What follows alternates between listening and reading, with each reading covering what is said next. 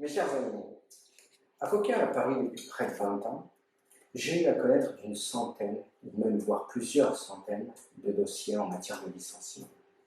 Cela m'a permis d'acquérir une grande technicité de la matière, une connaissance approfondie des procédures, mais également des parcours de tous ces salariés et chefs d'entreprise que j'ai eu le plaisir de rencontrer et qui m'ont permis de me forger une expérience en la matière. Et c'est cette expérience que j'aimerais partager avec vous afin de vous permettre, dans le cadre de ces vidéos brèves mais je l'espère claires, de vous permettre d'aborder ces accidents de la vie de façon plus sereine, de façon plus claire et de vous permettre d'y faire face avec plus de sérénité. Voilà pourquoi je vais aborder dans cette vidéo la problématique du licenciement. Le licenciement est quelque chose de particulier parce qu'il est relatif à la rupture du contrat de travail. Or, si on prend le temps de réfléchir à cette problématique, le contrat de travail a ceci de particulier qu'il unit un employeur et un salarié qui ne sont pas dans des positions égales. L'employeur est considéré être le seul maître à bord. Il n'est pas a priori fou.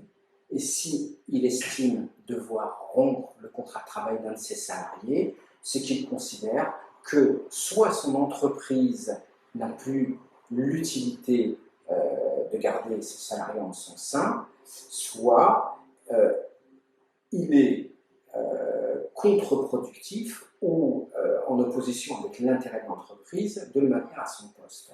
Et donc, on peut considérer qu'étant donné que l'employeur est le plus à même de savoir ce qui est bon pour son entreprise, on peut considérer qu'il devrait être totalement libre dans sa façon de gérer sa société et donc qu'il ne puisse être jamais entravé dans sa liberté de rompre un contrat de travail. De l'autre côté, il y a le salarié. Ce dernier, souvent, a bâti son existence professionnelle et personnelle autour de son contrat de travail. Il a financé sa maison, il espère financer, grâce aux revenus tirés de son travail, les études de ses enfants. En d'autres termes, il est dépendant de ce travail. Et il serait extrêmement injuste de considérer que l'on puisse mettre fin à une relation salariée du jour au lendemain et donc briser des foyers, des vies et un avenir. Aussi, oui, la liberté de licencier reste pleine et entière pour l'employeur, mais c'est une liberté encadrée. Et c'est l'exercice de cette liberté dont va traiter cette vidéo. Dans un premier temps, abordons la question de la procédure de licenciement. Elle est très simple et elle est rapide parce qu'il doit être facile, lorsque le licenciement est justifié, de mettre en œuvre cette procédure. Elle est en deux étapes. D'une part, la convocation d'un salarié à un entretien préalable. Cet entretien préalable est un entretien au cours duquel l'employeur va faire part des griefs qu'il reproche au salarié ou des motifs de la rupture, liés parfois, dans le cadre des licenciements économiques, à la situation économique et financière que traverse l'entreprise. Et le salarié, assisté d'un conseiller, qui peut être un salarié d'entreprise ou un conseiller extérieur, le salarié va amener des éléments en sa faveur afin de faire revenir l'employeur à de meilleures dispositions et le faire revenir sur sa décision de rompre le contrat de travail. À la suite de cet entretien, l'employeur a 48 heures minimum, c'est un délai de réflexion, pour adresser au salarié sa lettre de licenciement. Il y a deux types de licenciement en France. Il y a le licenciement pour cause réelle et sérieuse, qui permet aux salariés d'obtenir une indemnité de licenciement, conventionnelle ou légale, et un préavis. Et il y a le licenciement pour faute grave, dès lors qu'on considère que les agissements du salarié sont d'une gravité telle qu'elle justifie son départ immédiat de l'entreprise. Et ce licenciement pour faute grave prive le salarié d'indemnité de licenciement et d'un préavis.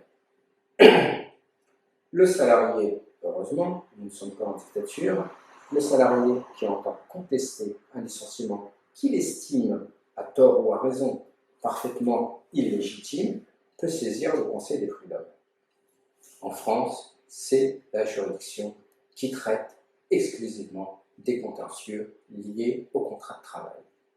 Le Conseil des prud'hommes n'est pas composé de magistrats. Ce ne sont pas des juges qui sortent de l'École nationale de la magistrature.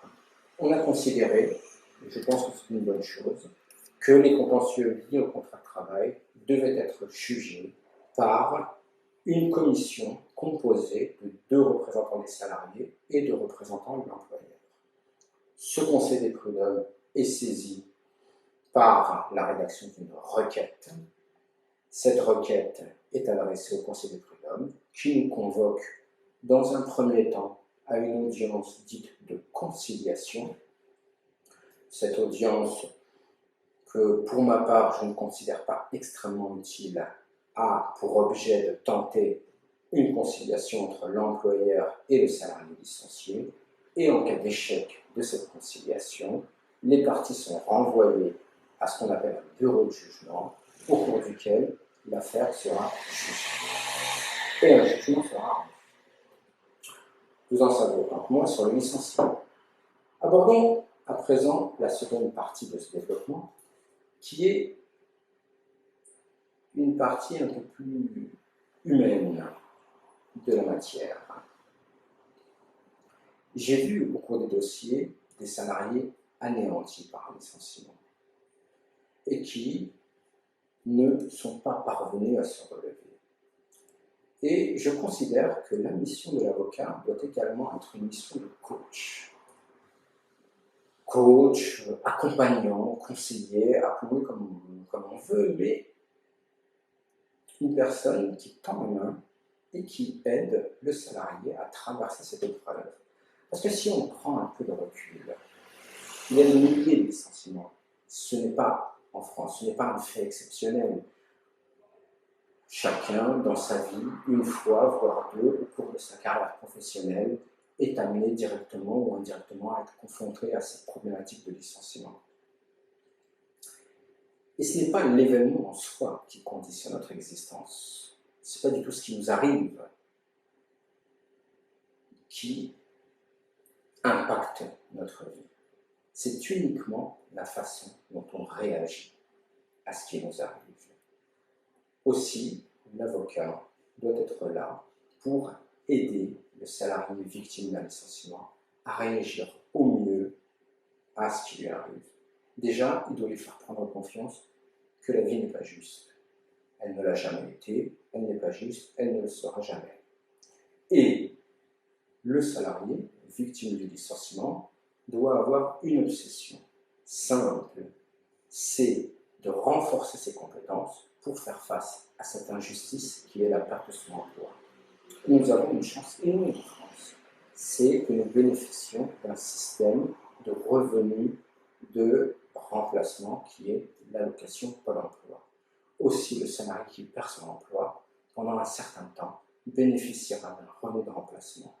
Il faut qu'il utilise cette période pour faire le point, pour réfléchir à la nouvelle direction que sa vie va prendre, soit en faisant une formation pour améliorer ses compétences dans son domaine d'activité, soit en changeant totalement de domaine d'activité et se consacrer dorénavant à la pâtisserie ou à la peinture qui a été sa passion première, ou alors de se dire qu'il ne peut pas vivre dans cet état de fragilité que constitue le lien de subordination, et donc se lancer dans l'aventure de l'entrepreneuriat. Voilà à quoi un avocat doit servir. Conseiller, défendre, mais également aider le salarié dans cette épreuve. C'est la mission que je voudrais mener à vos côtés si vous me faisiez l'honneur de me confier la défense de vos intérêts. Merci.